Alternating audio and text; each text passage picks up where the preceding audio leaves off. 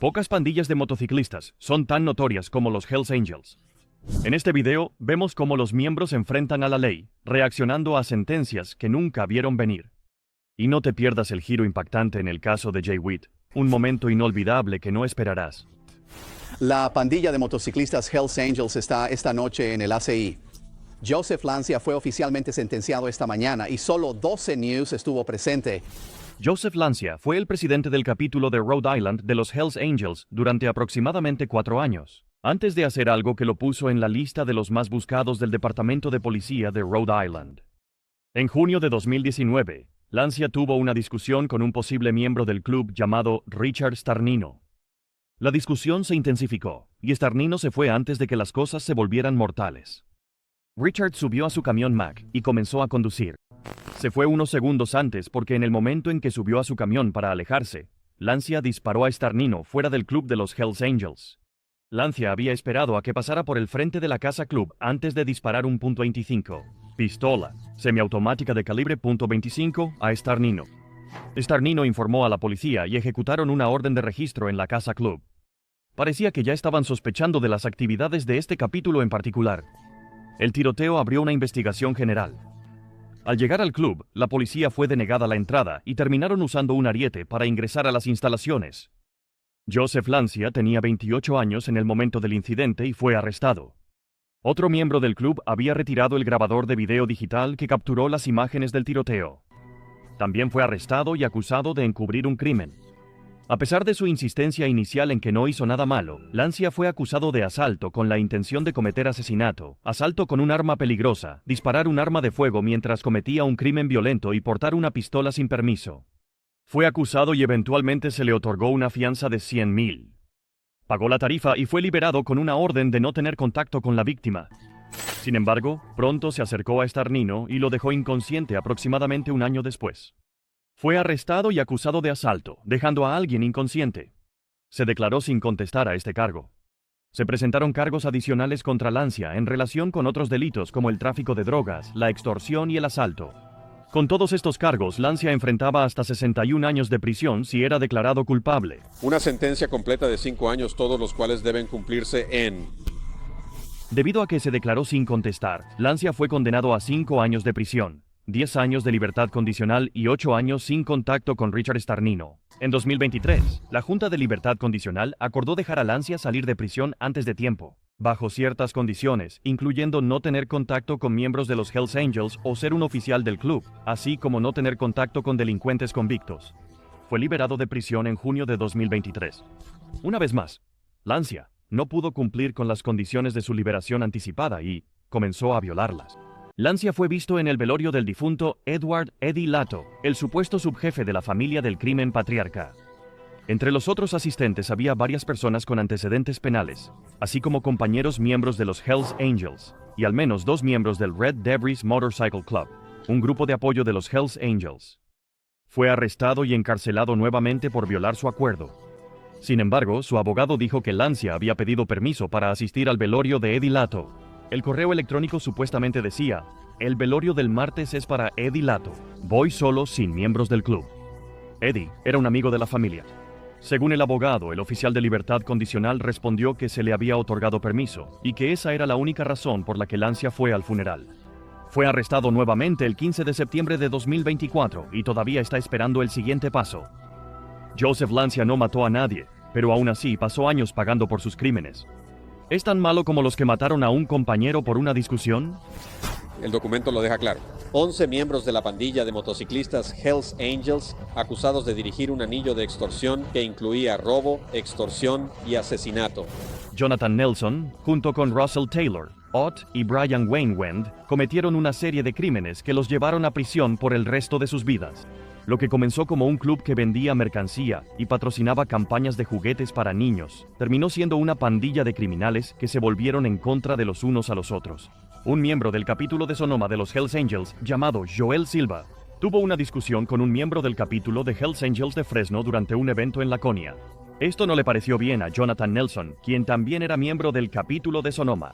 Ahora, Nelson y Russell Taylor Ott eran amigos del presidente del capítulo de Fresno, Brian Wainwright. Estos tres sintieron que Joel era irrespetuoso hacia todo lo que representaba su club y decidieron que tenía que pagar. Juntos, orquestaron un elaborado plan para matarlo. El 15 de julio de 2014, Nelson se acercó a Silva y le dijo que necesitaba ir al club de los Hells Angels de Fresno. Según Nelson, Silva necesitaba ir allí y pelear con Wendt para resolver sus problemas con el club. Como los había insultado, era justo que hiciera eso. Taylor, Ott se ofreció a llevar a Silva allí. Sin que Silva lo supiera, Ott en realidad lo estaba llevando a su muerte. Cuando llegaron al club, antes de que Silva pudiera hacer algo, Wendt le disparó en la cabeza, matándolo al instante. No se detuvieron ahí porque al día siguiente arrojaron el cuerpo de Silva en un incinerador. Estos tres no fueron encontrados ni acusados inmediatamente después de su asesinato. Asumieron que se habían salido con la suya. No fue hasta 2017 que esto resultó ser incorrecto. En 2010, el DOJ, el Departamento de Policía de Santa Rosa y la Patrulla de Carreteras de California, comenzaron una investigación sobre el capítulo de Sonoma de los Hells Angels.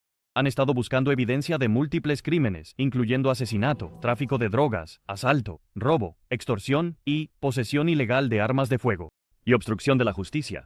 Durante 8 años continuaron buscando más y más evidencia, hasta que fue suficiente para que los miembros del club fueran acusados en 2017. El 10 de octubre de 2017, un gran jurado federal acusó a 11 miembros y asociados del capítulo de Sonoma de los Hells Angels, acusando a los demandados de ser parte de una conspiración, cuyos miembros promovieron los objetivos de la empresa al participar en una amplia gama de actividades criminales. La acusación describió el asesinato, la distribución de narcóticos, asaltos, robos, extorsión, posesión ilegal de armas de fuego y obstrucción de la justicia como algunas de las actividades en las que la empresa participó para promover sus objetivos. La acusación también describió cómo sus miembros trabajaron de manera cooperativa con otros capítulos de los Hells Angels para participar en actividades criminales. El 11 de septiembre de 2018, un gran jurado emitió una acusación complementaria, añadiendo el cargo de asesinato relacionado con la muerte de Joel Silva. Nelson, Ott y Wendt no solo fueron acusados del asesinato de Joel Silva, sino que también fueron acusados de conspiración y asalto. También fueron condenados por amenazar a las familias de los testigos para que no cooperaran con las fuerzas del orden. En última instancia, los tres fueron condenados a cadena perpetua en prisión. Mientras el martillo cae sobre el destino de Jonathan Nelson, pasamos al caso de Jay Witt, un miembro de los Hells Angels, cuya sorprendente reacción en la sala del tribunal tomó a todos por sorpresa. Policía busca a un hombre por asesinato. Mira, el Jay Witt, de 47 años, enfrenta un cargo de asesinato en segundo grado por la muerte de Jer William Furlong, de 48 años. La policía encontró su cuerpo en la sede de los Hells Angels en la 27 y J el mes pasado. El 14 de julio de 2013, un miembro de alto rango y un miembro en prospecto de los Hells Angels se pelearon en el edificio del club de motociclistas Hells Angels en Omaha, Nebraska. Jay Witt y William Furlong, ambos de 48 años, estaban teniendo un desacuerdo cuando Witt supuestamente sacó un arma y disparó a Furlong. Desafortunadamente para Witt, Furlong no pudo sobrevivir a las heridas infligidas y fue encontrado fallecido. Se emitió una orden de arresto para Witt. Los investigadores pudieron rastrear a Witt a través del GPS en un vehículo que había robado antes de arrestarlo aproximadamente 2 semanas después. Tras su arresto, Witt fue acusado de asesinato en segundo grado, así como de cargos por el uso de un arma para cometer un delito, en posesión de un arma por un delincuente. En respuesta a estos cargos, durante su juicio en octubre de 2014, un juez encontró al señor Witt culpable de los crímenes. Sin embargo, el cargo de asesinato en segundo grado fue desestimado a favor de un cargo de homicidio involuntario tras una declaración de culpabilidad anterior, que Witt hizo a cambio de que se desestimara su cargo de asesinato. Mientras estaba en la corte, una detective testificó que había encontrado el cuerpo de Furlong tendido boca arriba cerca del área del bar del club. Otro testificó que las imágenes de vigilancia desde fuera del club mostraron a un hombre similar a Witt entrar al club con su novia alrededor de las 2:15 a.m., menos de 3 horas antes de que apareciera Furlong. El video en cuestión mostró al hombre, que se parecía a Witt, y a su novia salir alrededor de las 9:30 a.m., con una bolsa de plástico antes. Una vez más es visto limpiando la puerta y las manijas de una Chevy Cruze con toallas antes de irse en el vehículo. La mujer en el video fue identificada en la corte como Tammy Kozak y fue acusada de manipulación de pruebas y cómplice de asesinato.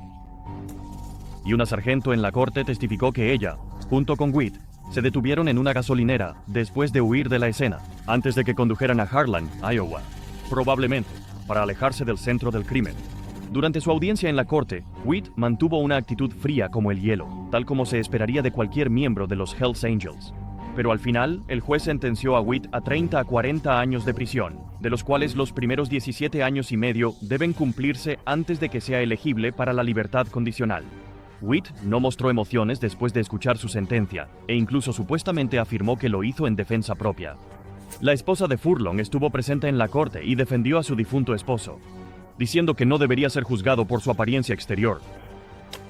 Lamentablemente, Witt falleció en septiembre de 2019 en el Departamento de Correcciones de Nebraska tras una larga batalla contra una enfermedad. Tenía 53 años en ese momento, y la ley estatal requería que un gran jurado llevara a cabo una investigación sobre la situación. El crimen de Jay Witt sorprendió a todos por su fría calculación, pero el siguiente caso es un tipo diferente de pesadilla. Entra Caius Beobus, un hombre cuya apariencia es tan aterradora como sus actos violentos y rituales. ¿Ves quién es él? ¿Eso duele? ¿Lo ves o no? Vamos a dirigirnos al Tribunal Superior del Condado de Hampden, donde se desarrolla una escena dramática cuando Caius Beobus iba a ser sentenciado por 3 cargos de asesinato.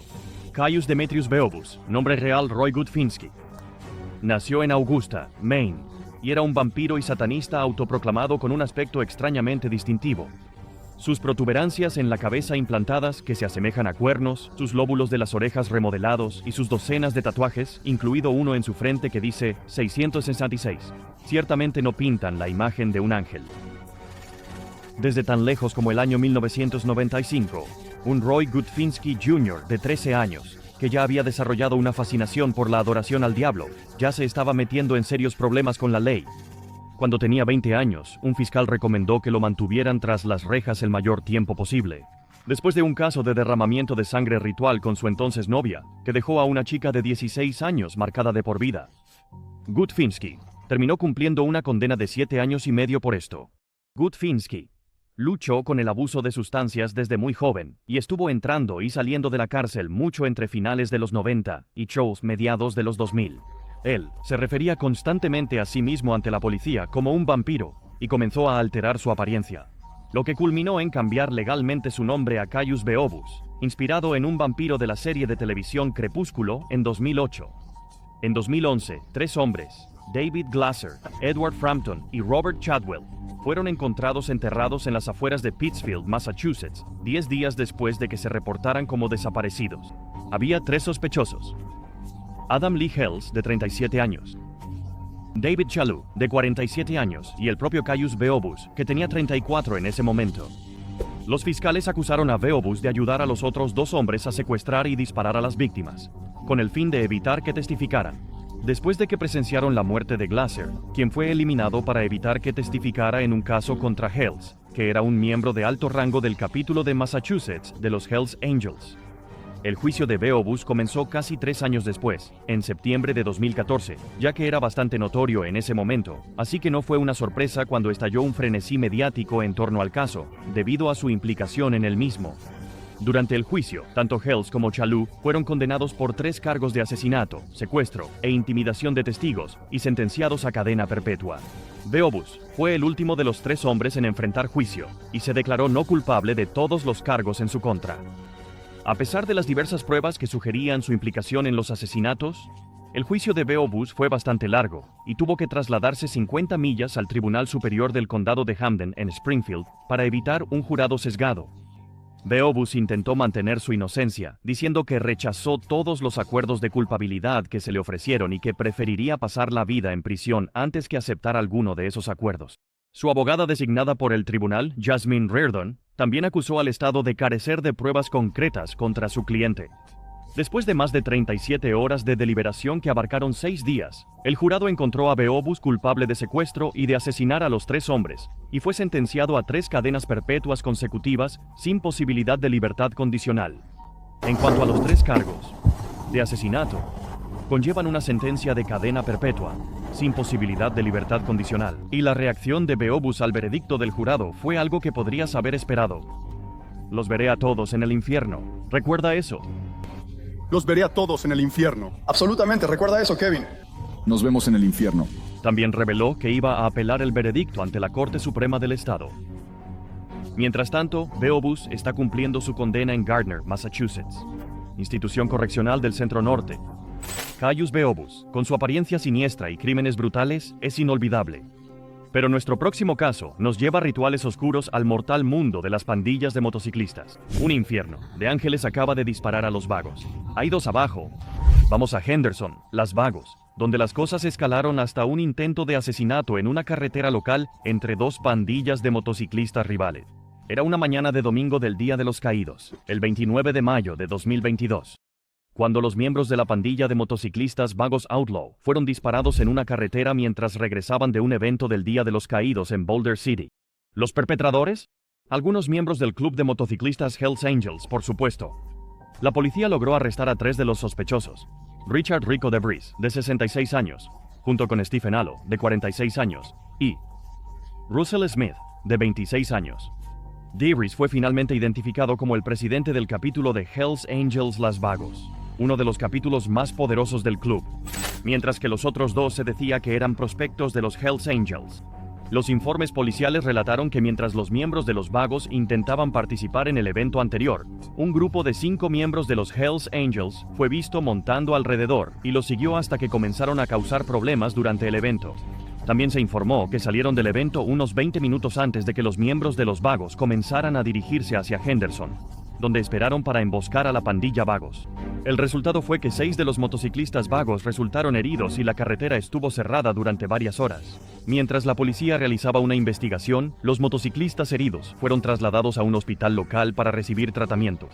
Los investigadores, en colaboración con la Unidad de Inteligencia Criminal del Departamento de Policía Metropolitano de Las Vagos, pudieron identificar a los 3 sospechosos utilizando imágenes de vigilancia, así como grabaciones civiles del tiroteo. Esto llevó finalmente al arresto en junio de DeVries y los otros 2 hombres, quienes fueron ingresados en el centro de detención de Henderson, por los cargos de 6 cuentas de intento de asesinato con un arma mortal, una sola cuenta de conspiración para cometer asesinato con un arma mortal, 6 cuentas de agresión con el uso de un arma mortal causando daño sustancial, y 6 cuentas de disparar un arma en o hacia una estructura o vehículo ocupado, con los últimos 2 cargos etiquetados como ocurridos con un aumento por actividad de pandilla criminal. 5 Hells Angels adicionales también fueron acusados por un segundo. El gran jurado del condado de Clark en relación con el incidente y los cargos adicionales incluyeron intento de asesinato, extorsión, así como la posesión de armas ocultas. Un exagente especial de Las Vagos, Aaron Rosa, sugirió que los arrestos podrían llevar a una acusación federal contra los Hells Angels por cargos de RICO basados en las actividades del grupo. Ese tipo de cosas tiene el potencial de disolver el capítulo de Hells Angels Las Vagos. DeVries pudo pagar la fianza tras su acusación por el gran jurado del condado de Clark. Su comparecencia en la corte estaba programada para el 24 de agosto de 2022, donde apareció con su abogado, Richard Schoenfeld. Pero el 3 de octubre de 2022, fue arrestado nuevamente y llevado de vuelta a la custodia por cargos adicionales de felonía, que incluían extorsión. En la corte mostró una actitud tranquila y serena, como si quisiera sugerirle al tribunal que tenía todo bajo control. Esta vez, la jueza del 8º distrito, Tiara Joel, ordenó que DeVries fuera retenido con una fianza de $250,000, lo cual volvió a pagar.